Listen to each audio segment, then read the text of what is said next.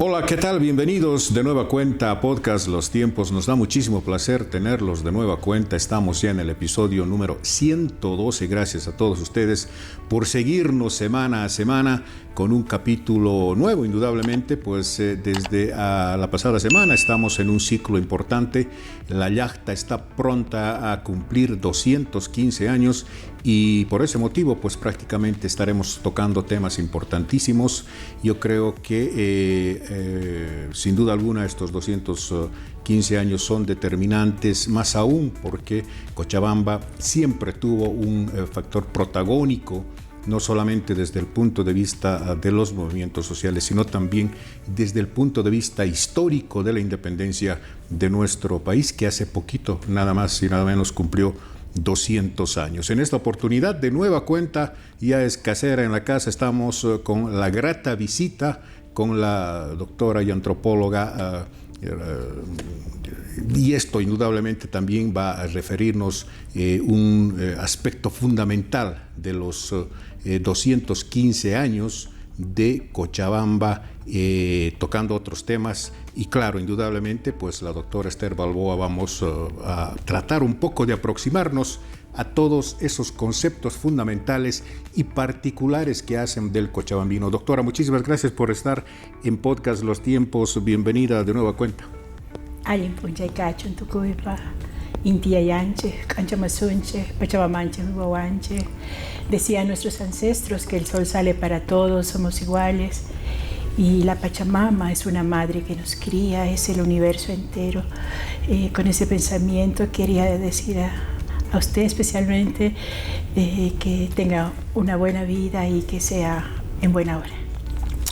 A ver, doctora, obviamente vamos a hablar de todas las particularidades que tienen los cochabambinos, pero centrándonos en el tema lingüístico, el lenguaje verbal, el lenguaje, yo diría, no verbal también, y una serie de temas importantes que hacen particular al cochabambino con respecto a los otros departamentos. Mi primera pregunta es la siguiente. En términos generales, como persona, como esencia, como cultura, ¿el cochabambino tiene algún tipo de definición determinada? ¿Podemos definir al cochabambino esencialmente desde el punto de vista no antropológico, sino más bien del comportamiento mismo con respecto a otros departamentos? Yo diría que Cochabamba como territorio, no nos olvidemos que para ser alguien, para tener una identidad, el ser humano tiene que vincularse con su territorio. Y el territorio de Cochabamba es lo que su origen lo dice, ¿no? Su origen lingüístico, Cochabamba. O sea, es el lugar donde confluyen las aguas, donde se reúnen las aguas, bajan de los cerros y se reúne en una cocha, que es una gran laguna, un gran centro, diríamos un chaupi, ¿no? Entonces Cochabamba siempre ha sido ese centro que ha bifurcado Sudamérica. Si nos remontamos a tiempos antiguos, hablamos del Capañán, o sea, la ruta por la cual transitaban los incas. Y el camino de bifurcación del norte y de Sudamérica estaba en Cochabamba. De ahí Cochabamba para marcar un territorio hacia el norte, ¿no? Que es la Puna, son los desiertos, etc. Y hacia el sur, que son las selvas, ¿no? Son los valles. Entonces Cochabamba tuvo siempre un rol central, el cual fue muy apetecido por el español conquistador, que sobre todo sabemos que a Cochabamba llegaron grandes hombres, sobre todo no tanto mujeres, sino hombres comerciantes, porque ellos buscaban el comercio y estos hombres eran de origen judío sefardí. Entonces podríamos decir que la mayor cantidad de comerciantes distinguidos, es decir, los mejores comerciantes de la península ibérica, se asentaron en Cochabamba, prefiriendo Cochabamba a Potosí, ¿no? Que era obviamente en su tiempo el centro de la mina de plata, etc. Pero no fue así. Anteponiéndose a Sucre, por ejemplo. ¿El clima ha debido determinar un poco también o la situación geográfica? La geografía, porque donde hay agua, decimos, hay vida, y donde hay agua había agricultura, y donde hay agricultura hay comida. para los seres humanos. Entonces, a partir de entonces se dijo de Cochabamba el granero de Bolivia, ¿no? Se quedó con ese nombre, porque desde tiempos antiguos en Cochabamba se empezaron a experimentar especies, ¿no?, que solamente habían en Europa. Por ejemplo, el durazno. Uh-huh. El durazno es una planta, es una fruta que viene de los árabes, ¿no? Entonces pasa por Europa, pasa por España y llega ¿a dónde? Llega a Cochabamba, uh-huh, ¿no? Después el trigo. El trigo sabemos que ha civilizado Europa y el trigo pues llega igual a través de estas corrientes a Cochabamba. Entonces podríamos estar hablando, digamos, de una especie de simbiosis, es decir, una cuestión, digamos, más española también y obviamente esta otra combinación ya de costumbres y de conductas sefardíes. También, pero también tenemos que recordar que en esta región habían también otras tribus, uh-huh, que no eran quechas, claro, por supuesto, no eran incas, ¿no? Los incas tenían sus avanzadas y por eso tenemos tantos puestos incas, todos los hoyos, o sea, todas las montañas a donde llegaron los incas y en la cual se asentó parte del cusqueño, porque nosotros hablamos quechua cusqueño, ¿no? Pero también habían aymaras. Por ejemplo, toda la zona del norte de Cochabamba, la ciudad del cercado, era aymara, ¿no? Y además tienen nombres, exacto. Ajá, Quero, ¿no? Entonces, todas esas toponimias que quedan todavía en nuestras regiones, uh-huh, son aymaras. Quiracoyo, por ejemplo. Entonces, toda esta conurbación, lo que hoy es Sacaba, ¿no? Quiracoyo, todo lo que va hasta Sipe, Vinto, etcétera, toda esa conurbación hoy día urbana, ¿no? Uh-huh, profusamente habitada en Cochabamba, era habitada por varias tribus pequeñas que se dedicaban a cosas muy pequeñas específicas, ¿no? Por ejemplo, los Jeru hacían ollas de barro, ¿no? Entonces solamente se dedicaban a la alfarería. Los otros se dedicaban a la recolección de arena, en fin. Entonces había toda una simbiosis de etnias primero y luego la conquista española trajo sus propias características. Una de ellas son los judíos sefardíes, uh-huh, pero también trajo una pléyade de gente de la alta alcurnia de los principados, los mayordomos y sobre todo los adelantados españoles a Cochabamba, uh-huh, ¿no? Entonces, entre Cochabamba, Sucre y Potosí se repartió también la alta aristocracia española y que se concentró básicamente en Cochabamba. Ahora, estaba leyendo algunos documentos y refiere a Cochabamba a, no sé, 1800 por ahí, en una división casi drástica de sociedades, es decir, había desde hace muchísimo tiempo el sur y el norte, ¿no? O sea, dos regiones que prácticamente eran absolutamente, había una enemistad terrible, o cuando menos, no sé si en su momento hubo una especie de displicencia con respecto a los sureños, los norteños, y obviamente justamente el arco que está en el cementerio general, que estaba en la Alameda, marcaba un poco la diferencia, es decir, del norte del sur, ¿no? Es decir, algunos documentos dicen que el sur, las personas del sur solo podían llegar hasta esa zona y no pasar poco más hacia allá, ¿no? Entonces era un poco la linde donde se diferenciaba el sur y el norte. Y hay una serie de documentos, por ejemplo, en el tema de los carnavales, etcétera. No había una combinación, una relación, digamos, una simbiosis de estas sociedades. Estas diferencias, no tanto, digamos, desde el punto de vista económico, sino más bien de distinción o de sociedad, se estableció en algún momento determinado como parte de qué? Bueno, cuando uno viaja a otro lugar, lleva todo lo que tiene y lleva sobre todo su cosmovisión. Y la cosmovisión española fue justamente esta, la división entre lo que sería la ciudad real del rey y lo que es la comarca, es decir, el campo. Entonces ellos en su tiempo, y estamos hablando desde 1600, porque estuvieron por estas regiones en esa época, 1532 empezó la conquista con Pizarro, ¿no? Desde las costas del Perú, y tardaron en llegar 1545, 1550, para el 1600 Cochabamba ya estaba con españoles, ya se fundó la ciudad de Cochabamba. Entonces traían esta mentalidad donde los adelantados, ¿no? Los encomenderos del rey fundaban su ciudad y era en honor al rey. Entonces también tenía que haber el campo, es decir, los campesinos, los siervos, los vasallos del rey. Entonces esta división, digamos, en Cochabamba es norte-sur, ¿no? También se realiza en La Paz, también se realiza en otras partes donde es la misma división, pero aquí en Cochabamba el norte era rico, poderoso, influyente, aristocrático, y el sur no lo era campesino, de clase baja, etc. En La Paz es al revés, ¿no? Entonces, pero de todas formas, esta forma de pensar de división de castas, de clases sociales, se importa de España.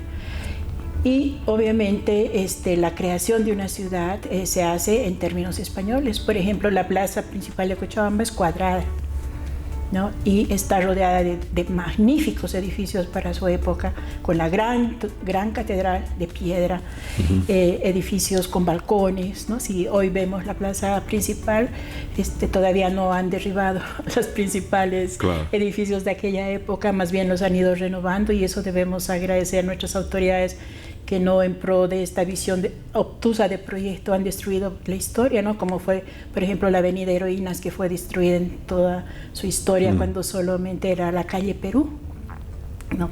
O la Ayacucho, hoy una gran avenida, pero antes era una calle que unía el norte y el sur, ¿no? A través de sus recovecos, sus curvas, etcétera, que en función, entre comillas, de progreso, fue también enrectada, y hoy es una avenida donde nos han quitado gran parte de nuestra historia local, digamos, como ciudad, ¿no?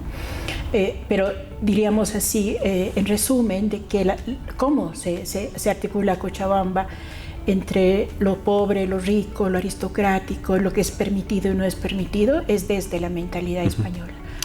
Ahora, ¿en qué momento se define, por ejemplo, a Cochabamba o a la sociedad cochabambina con mayor población quechua?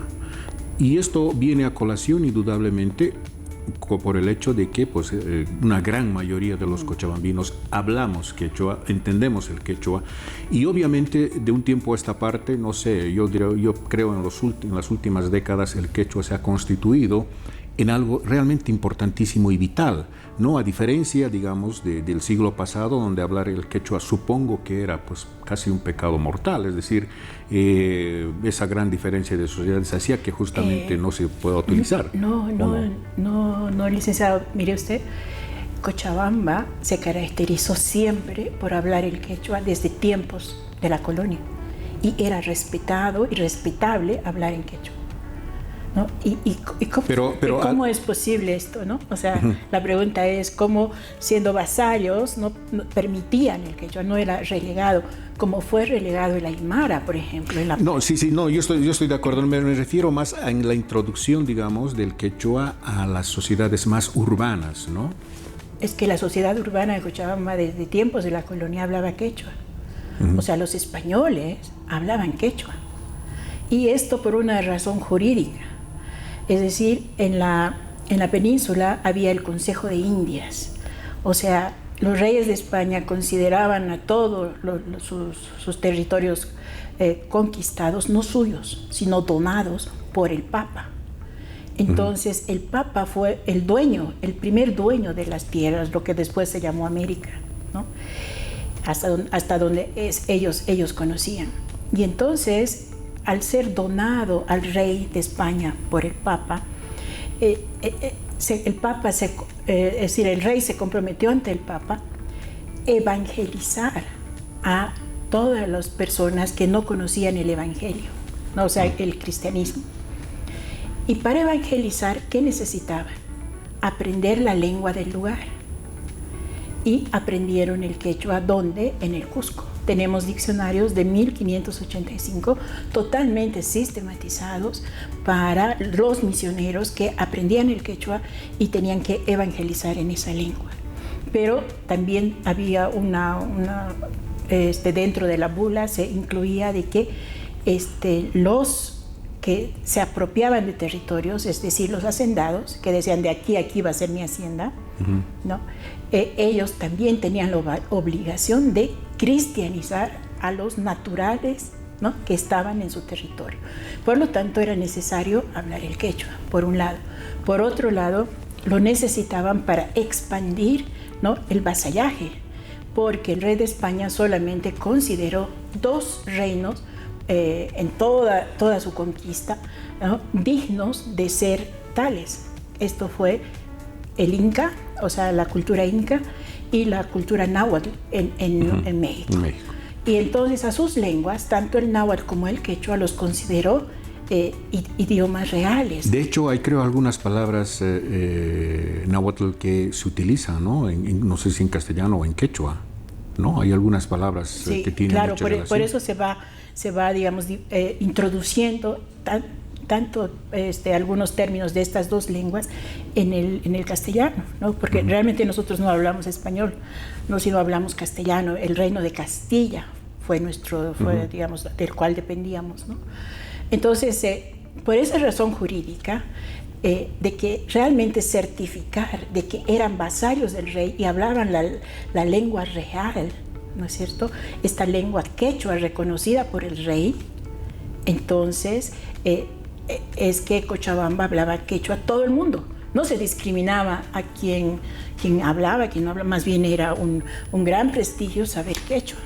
Pero eso ¿no cree usted que ha tenido un tiempo determinado? Es decir, por ejemplo, me estoy refiriendo a la década de los 70, 80, donde a la par, digamos, del quechua, el tema del folclore, el tema de la música nacional, como que era una especie de prejuicio, ¿no? Había unas limitantes donde obviamente había un tema, no sé si de carácter peyorativo o alguna cosa de esas, pero no se utilizaba como un instrumento diario, digamos, de diálogo, etc. En estas sociedades, como le decía anteriormente, más urbanas y más contemporáneas. Es que la diferencia surge con la escuela, la escolaridad. En la escuela se aprende castellano. Pero ¿no cree usted que la revolución... No se aprende quechua. Claro, pero ¿no cree usted que la revolución del 52 marca, digamos, un hito de ruptura no solamente en el tema histórico, sino también lingüístico? Para Cochabamba no.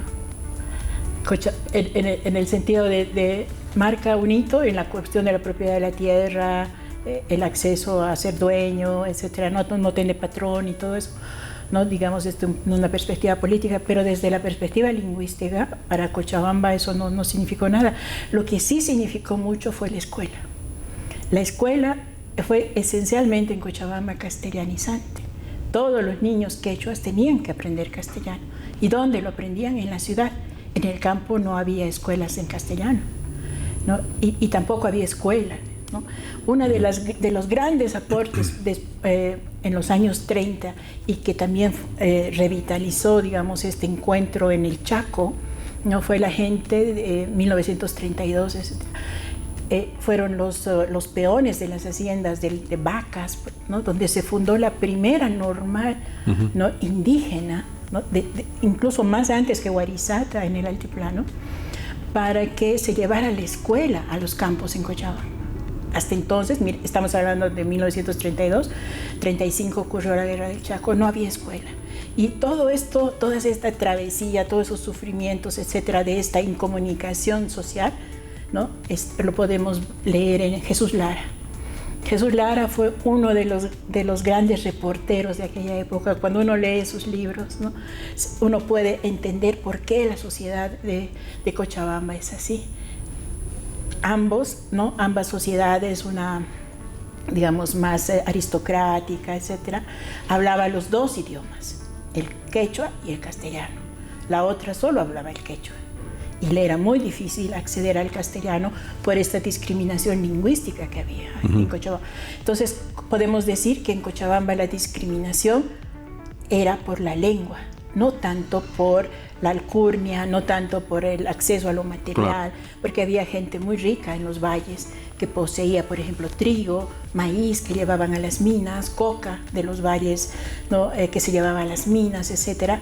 Pero si no sabías leer y escribir en castellano, eras despreciado totalmente, ¿no? Entonces, para nosotros en Cochabamba, este acceso a la lengua era muy importante y esto era vía educación.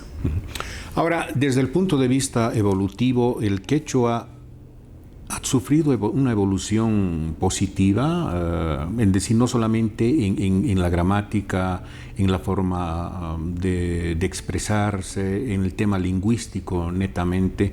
En Cochabamba actualmente se habla un quechua, digamos, diferencial de lo que se podía haber hablado en el siglo pasado o en el siglo XIX. Ciertamente, el quechua es un idioma muy fuerte, tiene unas raíces muy, digamos, lingüísticas muy poderosas y es un idioma que domina al castellano.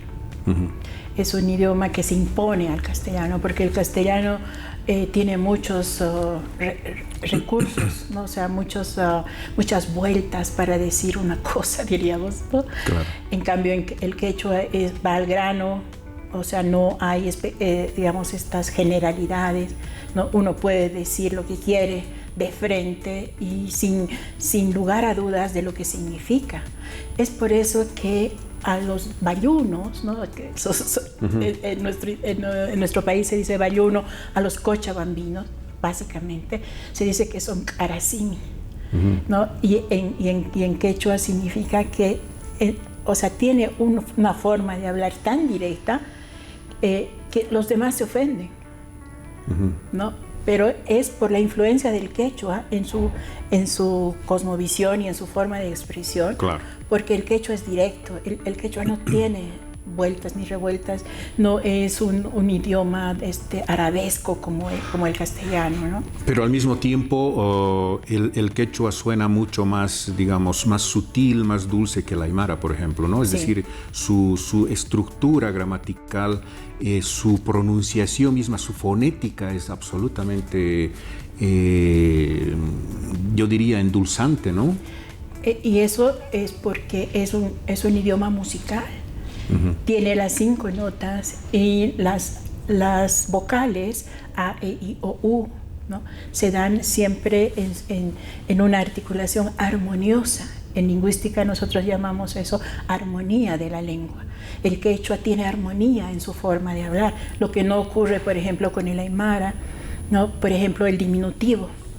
El diminutivo para el aymara es el cha, que también se habla en el Cusco, ¿no? Por ejemplo, cuando digo niño, quiero decir niñito, guaguacha, ¿no?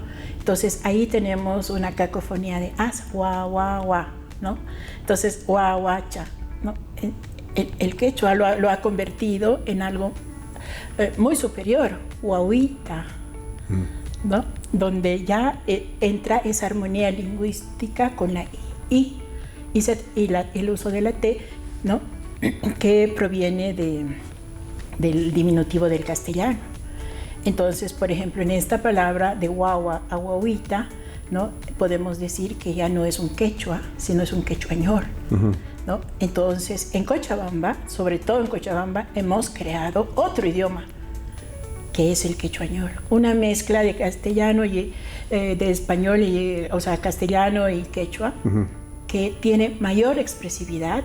Y eso es lo que se alude a esta dulzura, a esta forma, a esta, ¿no? de conquistar, ¿no? Y además tenemos la Y, ¿no? Cuando decimos guauitae, ¿no? Donde ese I, esa Y al final del sustantivo, está diciendo mío, de mí, ¿no? Entonces, ya una persona cuando escucha esa palabra está diciendo, puede decir mi hijo, mi hijito, ¿no? Pero al mismo tiempo puede ser un imperativo. Es decir, por ejemplo, huahuitay. O sea, decir, ¿qué te pasa? ¿Por qué dices eso, hijo mío? Eso no es así. O sea, con solamente ponerle el acento, ese quechua, ¿no? Claro, se ha transformado claro, y se convierte en otra cosa que no es lo que aludía al principio. Entonces, esa es la fuerza del quechua, de imponerse sobre el castellano y darle otra connotación. Entonces convendríamos en que palabras, o mejor dicho, la esencia del lenguaje cochabambino, del castellano o del español cochabambino que nosotros hablamos, tiene mucha influencia del quechua, porque independientemente de que no sea, por ejemplo, una palabra quechua, hablamos en diminutivo, ¿no? Por ejemplo, aquisito, un ratito, o alguna cosa de esas, pero son palabras en español, pero siempre tratamos de hablar en diminutivo, ¿no? O sea, se puede dar una explicación con respecto a ese tema, pero mi pregunta es, ¿por qué dentro de lo que significan nuestras expresiones castellanas o españolas no somos más imperativos, más determinantes? Aquí, o préstame, o aquí, o lo que fuera, pero siempre tratamos de darle ese tono diminutivo de pronto para un poco apaciguar el tema, no ser tan, digamos, imperativos con respecto a otra persona. ¿Cuál es la explicación de esto? En mi hipótesis, y que la he defendido también en mi tesis doctoral, es que el quechua es un idioma comercial, es un idioma de negociación, es un idioma que ha sido usado ancestralmente de contacto.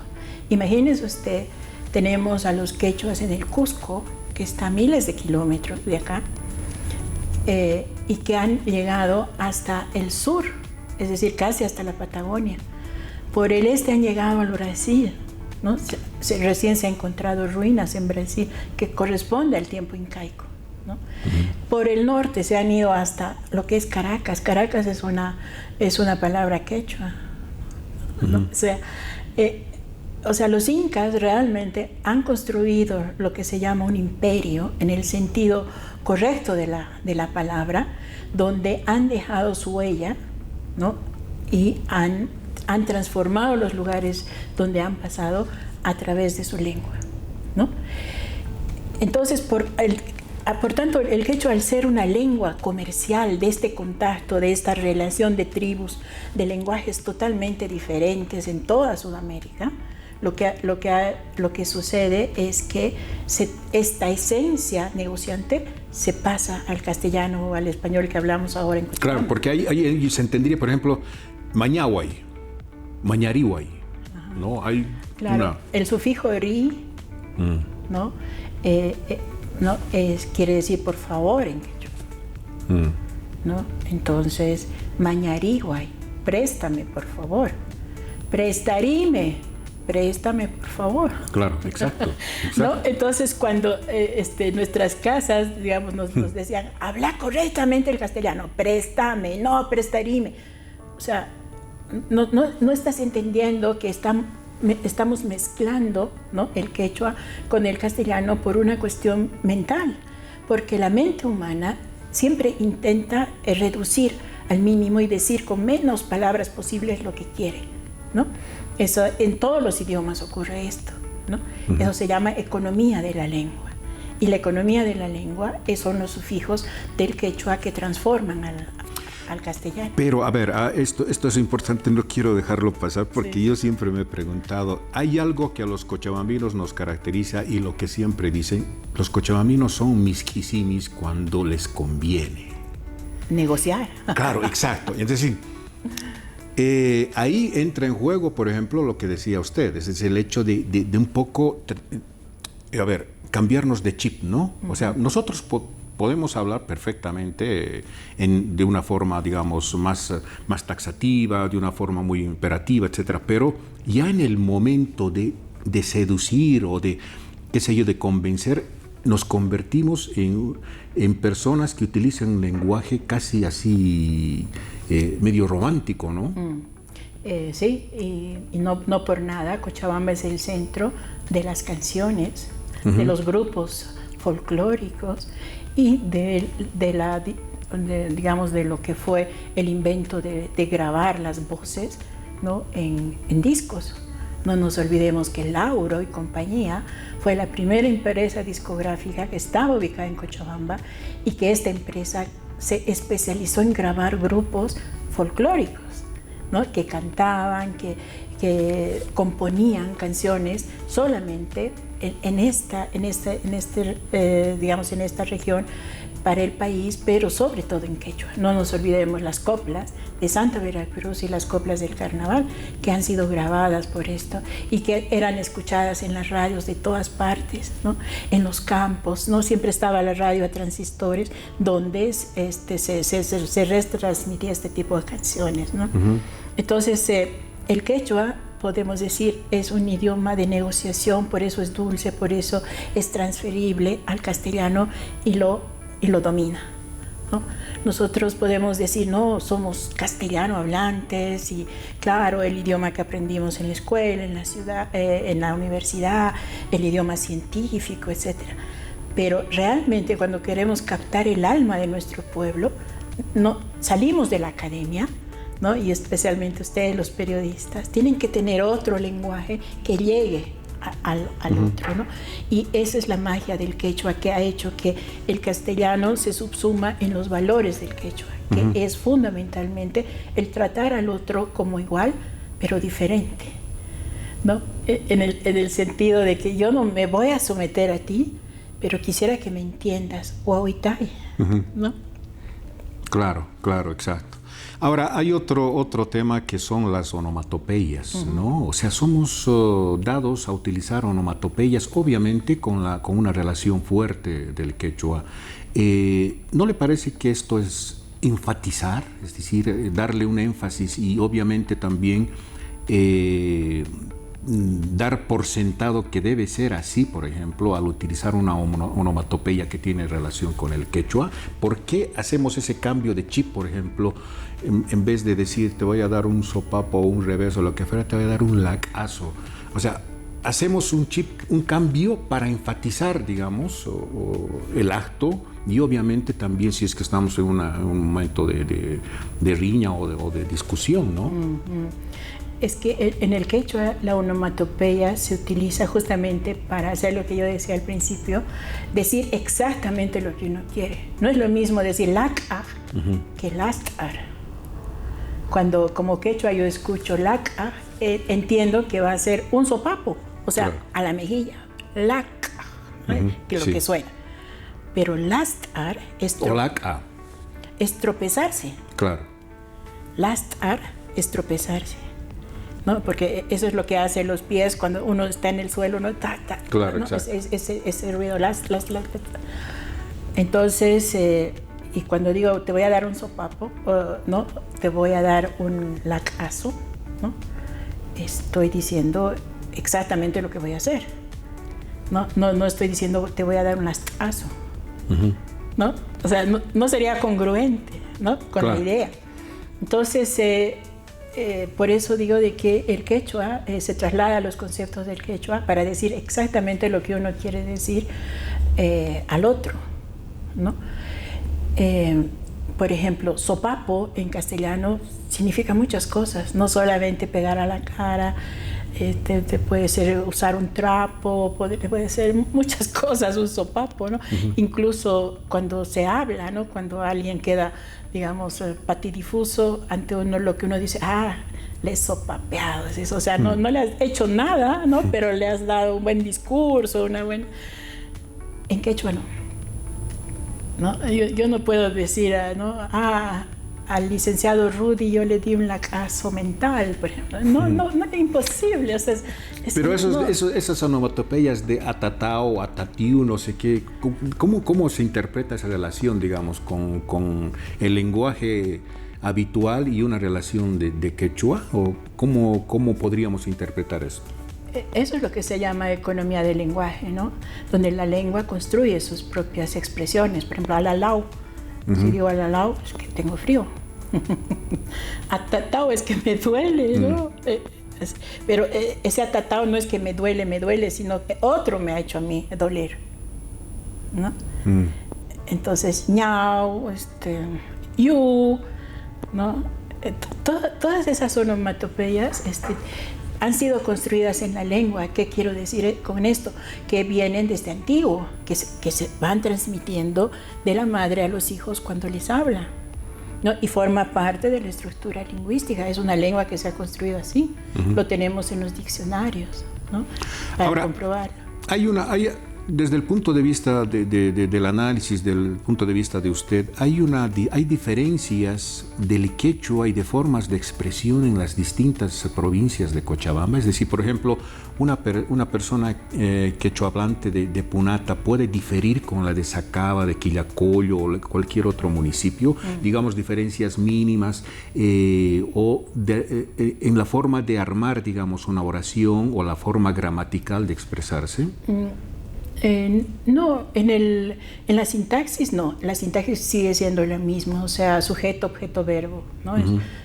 Eso no cambia, pero sí cambia la expresión de las, sobre todo las vocales, ¿no? Por ejemplo, en Punata dicen no canche, nosotros, ¿no? En Clisa, que está al ladito, o sea, pasando el río, ahí dicen no canchis. ¿No? Entonces, pero se entiende que es nosotros, ¿no? Pero también estas formas se diferencia, este es cliseño, este es punateño, ¿no? Claro. Y al margen de eso, cada provincia tiene una especificidad, ¿no? Es decir, por ejemplo, les ponen una especie de mote o de alias a cada... Ese es parte también de la... Ya ahí pasamos a la parte, digamos, de la cosmovisión, donde en la cosmovisión es reconocer al runa, o sea, al ser humano como una persona que tiene sus defectos, pero por esos defectos yo no trato de minimizarlo, me río de ellos, ¿no? Pero también es su esencia, ¿no? Porque, por ejemplo, a los punateños les dicen chojururosquietes, a los ansaldinos les dicen pirimaletas. O sea, hay una serie de determinaciones específicas, digamos, que hacen de su esencia, ¿no? Pues sí, ¿no? Pero es para hacer broma, ¿no? Para llevarlo a este otro ámbito del chiste, no es para pelear. Claro, no es para confrontar, por ¿no? supuesto que. Y eso es lo que también tiene el quechua como idioma. Es un idioma que se utiliza, como dije, para hacer negocios, pero dentro de esta negociación no existe la bronca, no existe estas asperezas, por ejemplo, que tiene el castellano al discutir con otro, ¿no? O el inglés, ¿no? Yo conozco también el alemán, que es muy rudo, y más rudo todavía es el chino, ¿no? Donde es muy agresivo. El quechua no es así, ¿no? El quechua te pueden decir dulcemente, no chojurrosquete, pero, o sea, uno no se enoja por eso, ¿no? Claro. Sí, o por ejemplo, para los cliseños es más terrible, ¿no? Les emburrutiñis, ¿no? Que obedece a una historia, ¿no? Local, ¿no? Que sucedió allí en cierto tiempo, o tal vez eso ya alude a un mito, quién sabe, nunca pasó, pero ya sucedió, ¿no? De que un hombre se robó un burro y le vendió a su mismo dueño, pero le puso tintura, no lo tiñó de otro color y se lo vendió al mismo dueño. Entonces, ese mito circula entre los cliseños, ¿no? Ahora, el rosquete en Punata es un postre, diríamos, ¿no? Dulce, que fue llevado justamente por los judíos. Exacto. Que se come en Israel, etcétera, en las fiestas, y que fue, digamos, muy propio de Punati, donde no cualquiera lo hace, ¿no? Hay determinadas familias que como herencia de su familia Exacto, sí. hacen rosquetes, ¿no? Hacen lampacanas, que son las empanadas con la cayote. Esta época está muy bueno para comer esto. Y son familias que de generación en generación fabrican este tipo de dulces, pero también fabrican chicha, ¿no? No nos olvidemos que la chicha si bien es una bebida incaica, también fue una bebida muy, muy codiciada en la colonia y durante la República. Y que muchos dicen que el asfalto de Cochabamba se debe a la chicha, porque con los impuestos a la chicha se ha asfaltado Cochabamba. Claro, yo creo que es un poco... se constituyó en su momento un baluarte importantísimo, no solamente desde el punto de vista ya de producto, sino de consecuencia, ¿no? Es decir, con todos esos impuestos que se pagaba, indudablemente ha habido un trabajo fundamental. ¿Por qué? Ahora, yo creo que en los últimos años, independientemente de cualquier circunstancia política que no tiene absolutamente nada que ver desde mi punto de vista, es decir, una cosa puede ser una coyuntura política y otra cosa es absolutamente nuestra esencia, ¿no? Nuestra esencia. Yo siento, no sé si usted coincide, que los cochabambinos nos sentimos muy orgullosos de nuestras tradiciones, de nuestras costumbres, de nuestras formas de interacción social sobre todo. Yo creo que el cochabambino es eso, a diferencia, no sé, de otros departamentos que no me atrevería a decir con certeza cómo es su comportamiento desde el punto de vista del núcleo, de la grey, de la comunidad familiar. Pero el cochabambino se ha constituido en una esencia comunitaria, todavía sigue siendo fundamental y determinante la familia y la convivencia. Es decir, el cochabambino, los fines de semana, su forma de divertirse es en comunidad, ¿no? Ya sea en su casa o yendo a comer fuera, al campo, lo que sea, pero siempre en comunidad. Esto indudablemente también hace referencia a una tradición que seguramente en su momento fue determinante, y creo que eso es una gran influencia que se refiere hasta ahora, ¿no? Sí, las haciendas que habían en Cochabamba, especialmente aquellas referidas, por ejemplo, la iglesia tenía muchas haciendas en Cochabamba, en todas partes, ¿no? Y donde se cultivaba, por ejemplo, se cultivaba aceitunas en el Valle Bajo, ¿no? Había estos olivos, ¿no? estos árboles enormes, y dice que en la colonia se producía el mejor aceite de oliva, tanto así que el rey Carlos V de España ordenó quemarlos porque no podía soportar que haya otro aceite de oliva mejor que el de España, y por eso desaparecieron, aunque yo he visto algunos árboles todavía vivos en claro, ahora lo están un poco restituyendo, ¿no? Hay un programa me alegra mucho saberlo, porque esa zona, según los catálogos antiguos que leí, fue así la historia, ¿no? Entonces, en esta zona había eso, ¿no? Esa capacidad de producir cosas que en España se producían. Y entonces, ¿qué hacían las familias aristocráticas de la ciudad? Se iban al campo, ¿no? Hacían sus fines de semana, ¿no? En el campo, y del campo traían cosas, y obviamente traían gente que hablaba en quechua, ¿no? Entonces había toda esta dinámica, ¿no? Que se puede decir de un lado a otro que se pasaba, y a pesar de toda esta cerrazón de castas que había de norte a sur, como decimos, había un tiempo en el que se rompía, y este era el tiempo de carnaval, ¿no? Donde los señoritos de la ciudad convivían con cholitas, ¿no? Del campo, ¿no? Entonces había todas estas transgresiones que se daban en tiempo de fiestas, ¿no? Entonces podemos decir de que en Cochabamba no había prejuicios, ¿no? En ese sentido, solamente habría que conservar la familia, ¿no? El nombre de la familia, el apellido de la familia, el honor de la familia. ¿Y por qué era esto? Porque había una fuerte influencia católica. La Iglesia Católica no permitía los divorcios, por ejemplo, ¿no? A pesar de que la pareja no se llevaba bien, tenía que llevarse bien por las apariencias, ¿no? En castellano existe la traducción de una palabra quechua que es munasca, munay, querer, ¿no? Munasca, querida o querido. Y entonces, en lugar de decir el hombre tenía su amante, se dice tenía su querida. Claro. ¿No? Y esto se hacía a la vista gorda, pero lo más importante era conservar la imagen de familia con su esposa, o sea, ¿no? el hogar. Pero también tenía otro hogar, ¿no? Y tenía otra familia, y tenía otros hijos, etcétera, ¿no? Que seguían siendo la familia. Y cuando moría el patriarca, entonces se reconocían. Y muchas familias de Cochabamba dicen, es que yo estoy reconociendo a mis hermanos de padre de tal lugar, a mis hermanas de madre de tal lugar, ¿no? Y entonces, claro, somos una familia, a pesar de que somos a media sangre, ¿no? Entonces, al pasar el tiempo, ¿no? Se fueron olvidando esos prejuicios, y hoy en día no sé, digamos, todos pueden ser tu familia, ¿no? Claro. Esto es lo bonito de Cochabamba, de que cuando uno llega de cualquier parte, te incorporas en algún lugar y dices, ya, es de mi familia, es como mi familia, lo trato como mi familia, ¿no?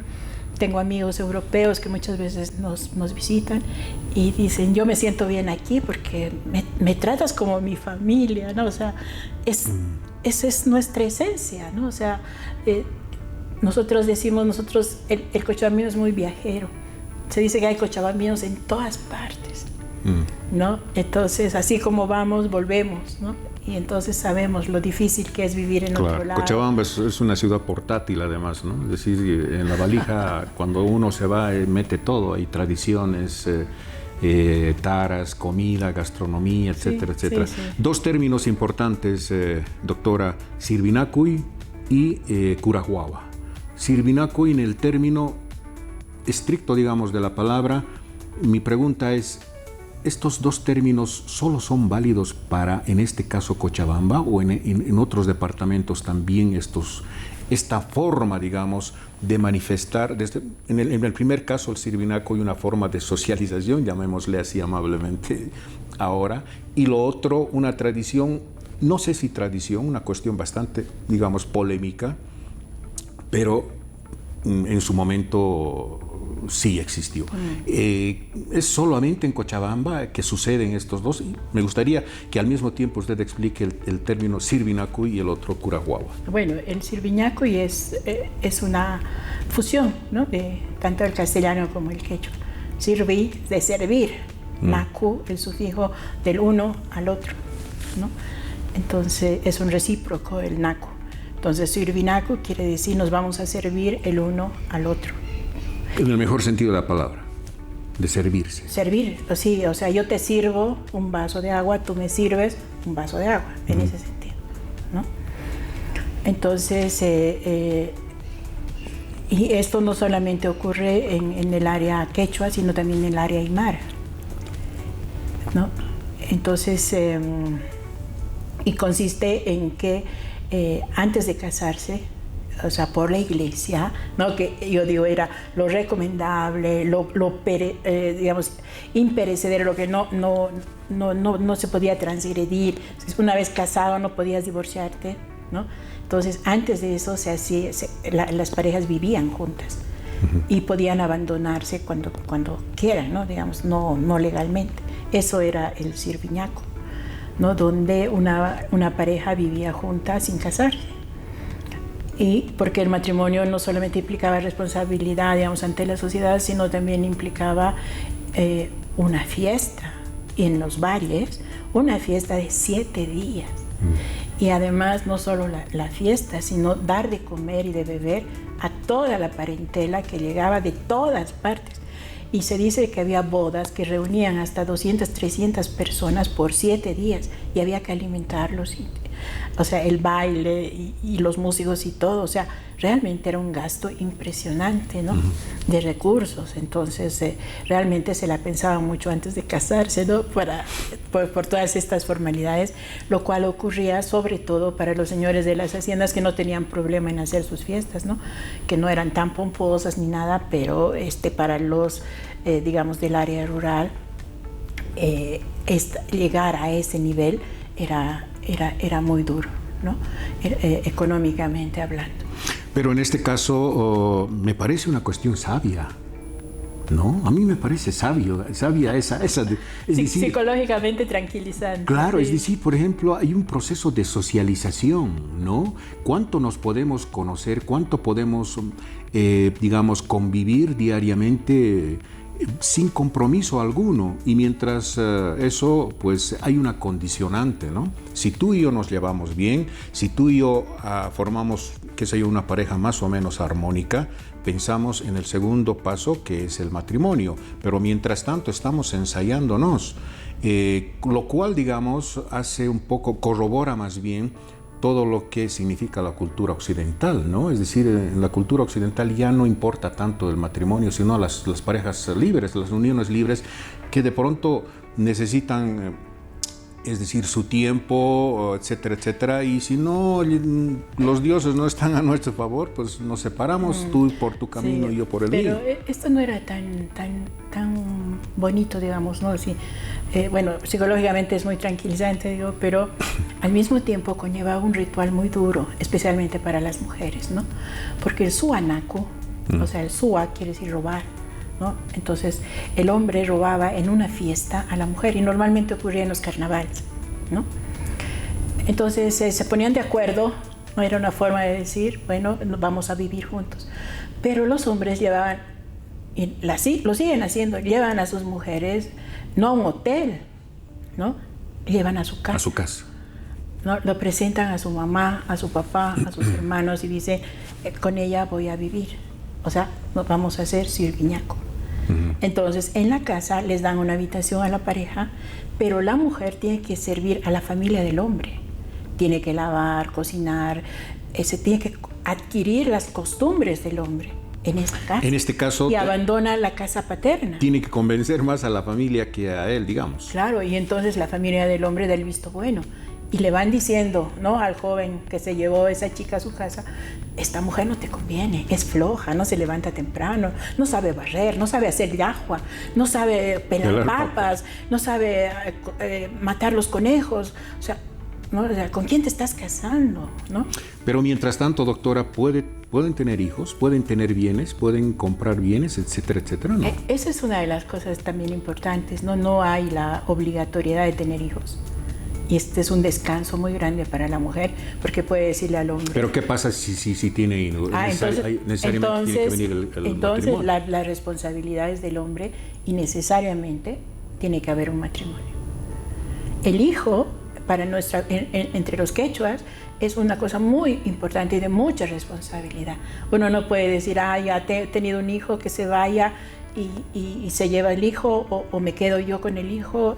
No, o sea, porque eso sería una desorganización social, y terminar con la cultura, y la cultura no lo permite. O sea, la familia, aunque no le guste la mujer, y aunque la mujer sea lo que sea, le dice, no, tienes una responsabilidad con ese hijo, y ese hijo no puede quedarse sin padre y sin madre, ¿no? Entonces ahí surgen, yo he visto y me ha tocado participar de eventos donde dicen, bueno, esto fue así, etcétera, pero yo no, en realidad no la quiero. Pero entonces hay un concepto que en quechua se llama el tasnoy, o sea, la resignación, ¿no? Así es mi destino, lo tengo que aceptar. ¿Por quién? No por mí, por mi hijo. Claro. ¿No? ¿Y qué va a decir la gente? No va a tener apellido, no va a tener padre. Si es mujercita, peor. ¿Cómo la van a mirar? ¿No? Entonces ya se empieza a hacer toda una historia futura de ese ser humano que tal vez ni siquiera ha nacido, pero que está llegando, ¿no? Entonces eso es lo más valioso, digamos, en nuestra cultura, donde sobre todo los hombres se responsabilizan de sus acciones, ¿no? Juntamente con la familia, que es la familia la que arropa todos estos, ¿no? Y ya, ¿no? Pero entre tanto no haya hijos, entonces es posible separarse, es posible decir, bueno, yo no voy a servirlo. He conocido a su familia y es realmente terrible, no, yo mejor me voy, y las chicas a veces se van y encuentran otro, y donde realmente hacen una familia, ¿no? Pero realmente los hijos son muy importantes, y esta es una de las cosas que con el pasar de los tiempos se está perdiendo por esta cuestión del progreso, la modernidad y tal. Y muchos jóvenes están asumiendo, ¿no?, que bueno, no importa embarazar a las chicas, total, con pasarles pensión y esto que dice la ley es suficiente, ¿no? En muchos casos ni siquiera se acuerdan de sus hijos. Hay muchas mujeres que Claro. Dicen que van a ser padre y madre de sus hijos, pero en realidad psicológicamente es muy, muy frustrante, ¿no? Porque una mujer realmente no puede ser madre y padre al mismo tiempo. Entonces realmente tenemos problemas sociales nosotros, ¿no? Pero si nosotros nos fijamos netamente en los valores culturales, nuestra cultura es muy responsable con la familia. La familia es lo más importante. Uh-huh. El término curahuava en quechua, eso es absolutamente normal. Es decir, obviamente se dice él es mi hijo mayor, ¿no? Es decir, el hijo mayor. Cuando a una persona le pide quién es él, te dicen curahuava, ¿no? Es mi hijo mayor. ¿Por qué ese término se ha normalizado en quechua, tomando en cuenta que indudablemente tiene un trasfondo bastante complejo, ¿no? En el tiempo de la hacienda había lo que se llama, importado también de España, el derecho de pernada. Es decir, cuando el señor hacendado tenía el derecho de dormir con la joven doncella antes que duerma con su o el novio. Cura.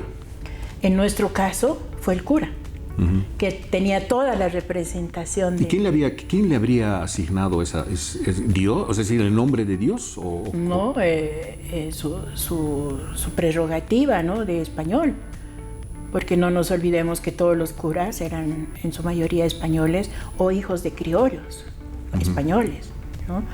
Entonces, claro, ellos se atribuían todas estas... el vasallaje, digamos, ¿no? A sus vasallos. Y ellos pensaban que estaban cumpliendo con algo normal de la aristocracia. La aristocracia lo hacía así en España, en Inglaterra, en todas partes. Bueno, ¿por qué no aquí, no? Y ese derecho de pernada era legal, no se podía protestar, no se podía denunciar, no se podía decir es una violación, etc. ¿No? O por ejemplo, con chicas muy jóvenes de 14, de 13 años, 12 años, decir eso es pedofilia, ¿no? Un cura mayor con una chiquita. Sin embargo, eso ha sido legal hasta muy entrada la República, ¿no? Donde todo eso se reforma después del 52, ¿no? Cuando poco a poco se van reformando las leyes y el Código Penal, más o menos entrado los años 70, recién se reivindica los derechos, ¿no? de las mujeres en ese sentido. Y entonces el quechua refleja justamente, y no solo quechua, es también aymara. En aymara también se dice cura, ¿no? El curaca era la autoridad mayor de ese distrito, era el cacique, ¿no? Entonces el cura era la persona principal de un ayllo, ¿no? Y el cura, ¿no? Que así se denominaba, que viene del castellano, no viene del quechua, era el mayor representante de los españoles en las regiones, ¿no? Entonces, cura, o sea, claro. el sufijo J que se pone detrás de cura es de, significa de, ¿no?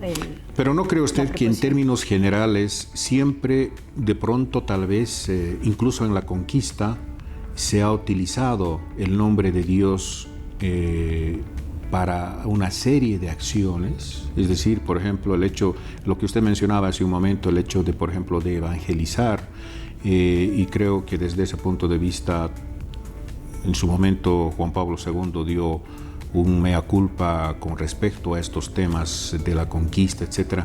¿No cree usted que a lo largo de la historia se han cometido una serie de errores terribles en nombre de Dios o en nombre de un ser supremo con respecto a la misma ciudad, incluyendo indudablemente toda esta parte de territorios conquistados? Desde nuestra perspectiva, mirando hacia atrás, sí podemos juzgarlo, ¿no?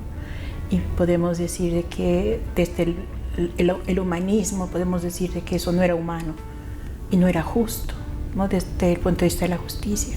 Sin embargo, desde el otro lado, desde el punto de vista de la evolución de las sociedades, o sea, era normal, como el esclavismo. Los griegos, a pesar que hablaban de democracia, tenían esclavos y ellos le llamaban democracia, ¿no? En los reinos, ¿no? Y estamos hablando del reino de España, hasta el 1825 que se creó la última república, que fue la de Bolívar en esta región, era influida por los españoles, ¿no? Desde la península.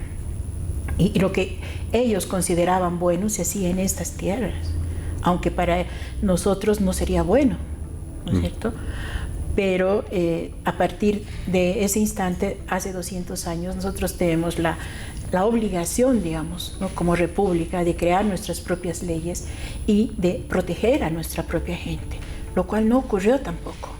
No, porque estas cosas humanas no ocurren inmediatamente, sino se da al pasar el tiempo y al evolucionar las sociedades. ¿No? La sociedad quechua ha evolucionado y muchas cosas se han dado, ¿no?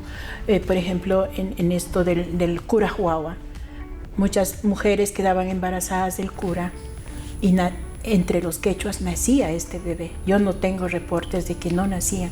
En cambio, entre los aymaras sí tengo reportes donde puedo leer cómo la joven embarazada del cura da a luz al bebé, pero en cuanto nace lo llevan a la iglesia, lo bautizan y al volver a su casa le van dando alcohol hasta que se muere el bebé y celebran el entierro, no el bautizo. Y de esa manera los aymaras negaron todo vínculo de sangre con los españoles, ¿no? Entonces, esa es una parte, digamos, de la etnografía boliviana que había que estudiar un poquito más, claro, para diferenciar las cosmovisiones, tanto aymara, quechua, porque los quechuas conservaron, ¿no?, a sus hijos, aún en esta situación, los aymaras no.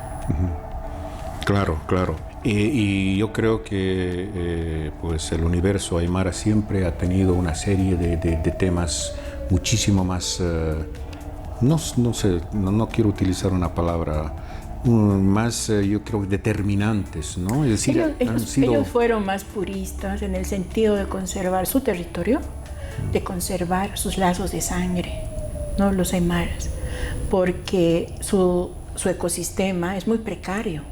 Claro. ¿No? Viven en un ecosistema que no es tan dadivoso como el cochabambino. Correcto, exacto. Y eso obviamente también se transmite, digamos, a una forma, a una esencia, a una cultura, forma de ser. Sí, a una forma de ver. Y esta forma de ver le llamamos cosmovisión, ¿no?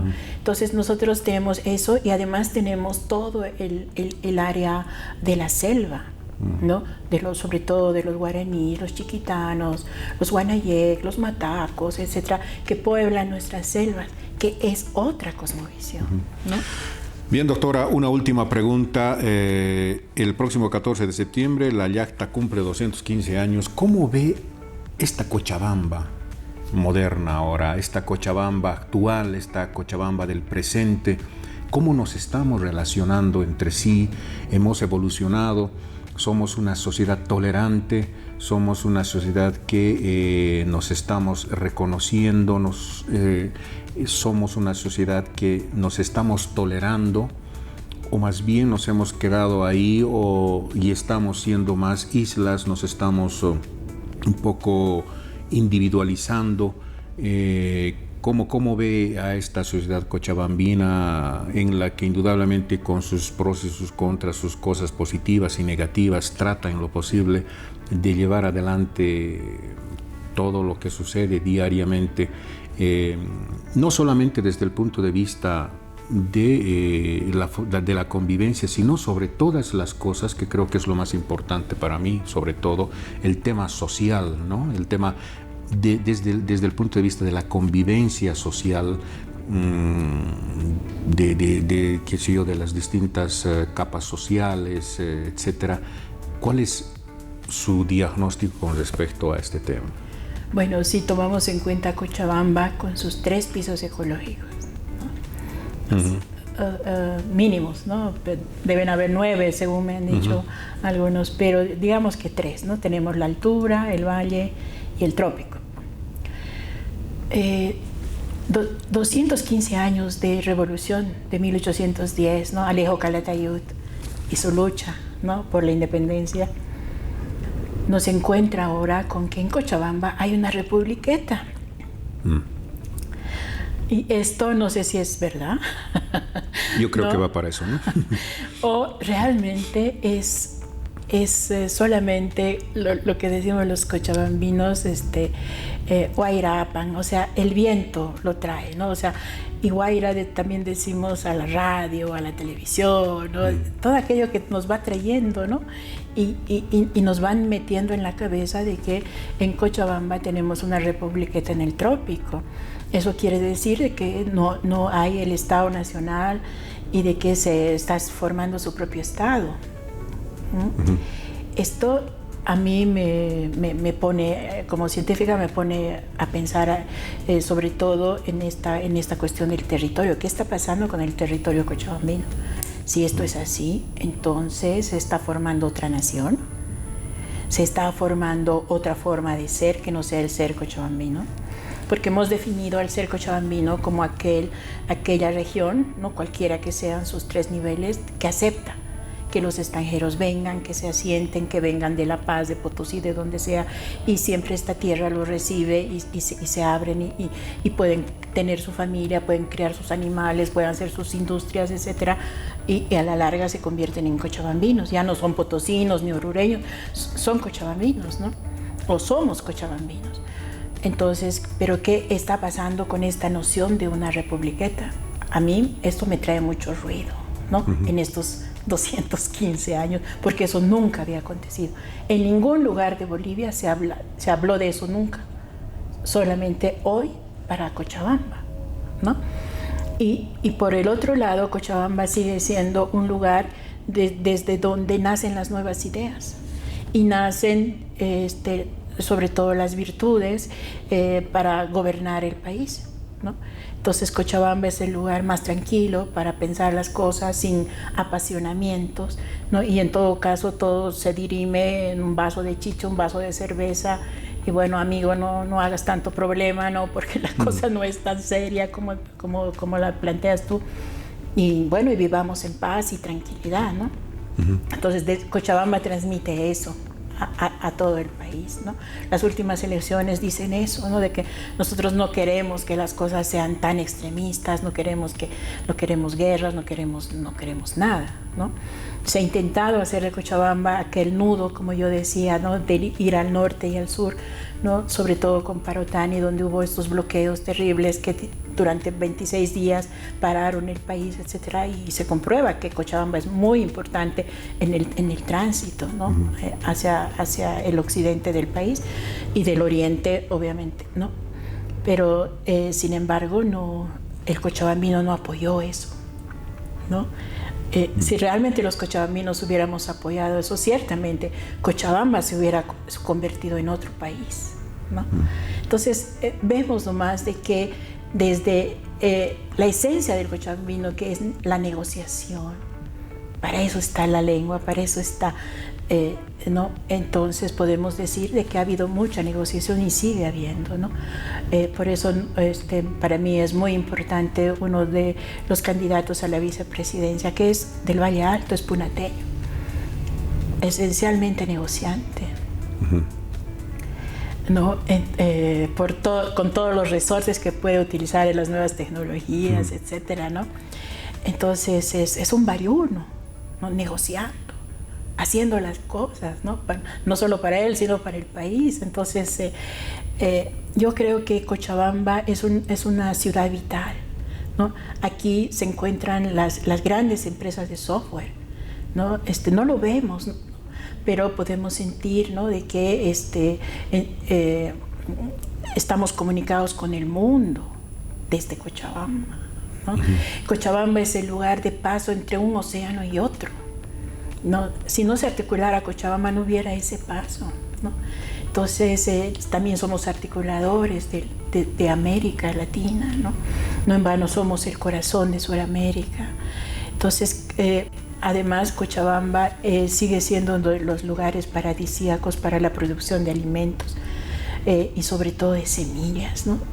Cochabamba tendría que ser el semillero del mundo, porque aquí se puede tener todas las especies que nosotros querramos, ¿no?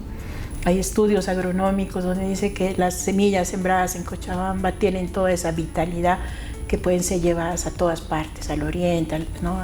Especialmente, o al occidente. Eso pasa, por ejemplo, con la quinoa, ¿no? Que ahora están hablando de una quinoa tropicalizada, pero ¿dónde tiene que darse la semilla? Se da en Cochabamba, no hay otra forma, ¿no? Y sobre todo, ¿no? De que los cochabambinos también tenemos una cosmovisión muy abierta. Somos gente que no nos da miedo aprender del otro, ¿no? No nos da vergüenza que nos digan, tú no hablas bien el quechua. No, yo soy así, o sea, yo pienso así, yo siento así, ¿no? Yo soy cochabambino en ese sentido, porque acojo todo y también doy, y también existe algo muy importante de nosotros en Cochabamba, que somos muy conceptuales. No en vano, los mejores periódicos, la mejor prensa está en Cochabamba, ¿no? Porque la prensa, a pesar de todos los cambios que ha habido, siempre, la prensa cochabambina es más conceptual si la comparamos con la prensa de otros lados que repiten noticias. Pero Cochabamba siempre trata de introducir conceptos, trata de introducir pensamientos nuevos, ver la realidad desde otra perspectiva, ¿no? Entonces, Cochabamba es todo eso, me parece, y que nosotros necesitamos seguir unidos como cochabambinos, ¿no?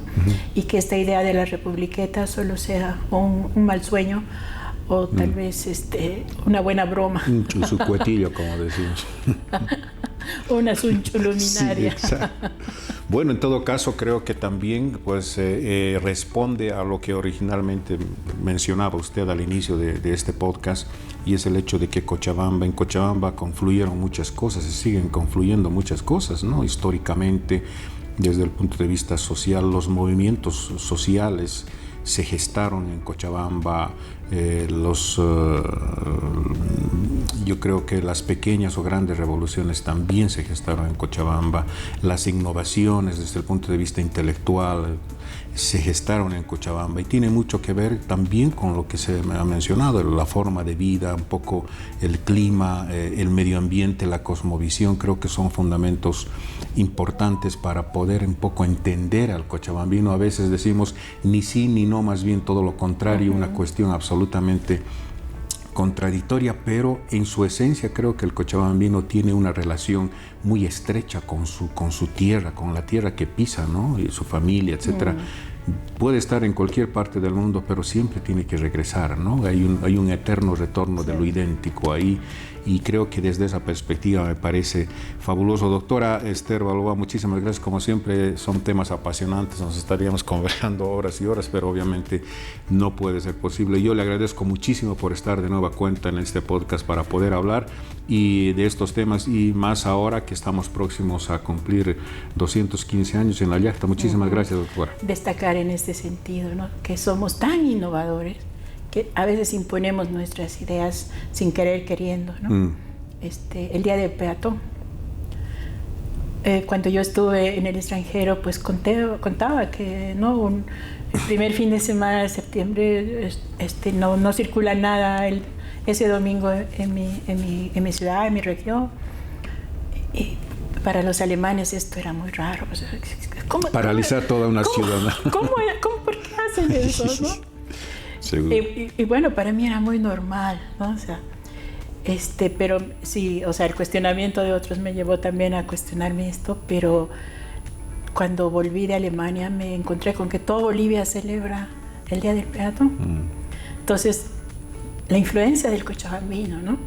De inventar este tipo de cosas, quién sabe, tendrá sus fundamentos psicológicos, en fin, de descanso, de lo que se quiera llamar.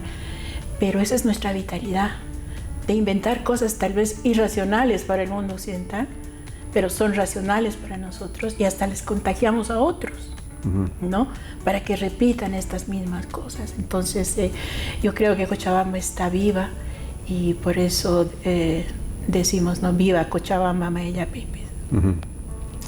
Hay otra polémica, bueno, que en otra... Maillapipis o Maipillapis, ¿no? Pero sí, bueno. Pero esa es una cosa lingüística, ¿no? Que habría que contestarla muy bien. Lo correcto es Maillapipis, porque es una cosa en general. Lo otro alude a cosas más concretas, ¿no? En cambio, Maillapipis es en cualquier parte, también en la luna. Okay. Muchísimas gracias, doctora, por estar en Un Podcast Los Tiempos. gusto, muchísimas gracias. En todo caso, también a ustedes, pues muchísimas gracias por seguirnos semana tras semana con temas importantes. Ahora estamos en este ciclo hablando de la yacta.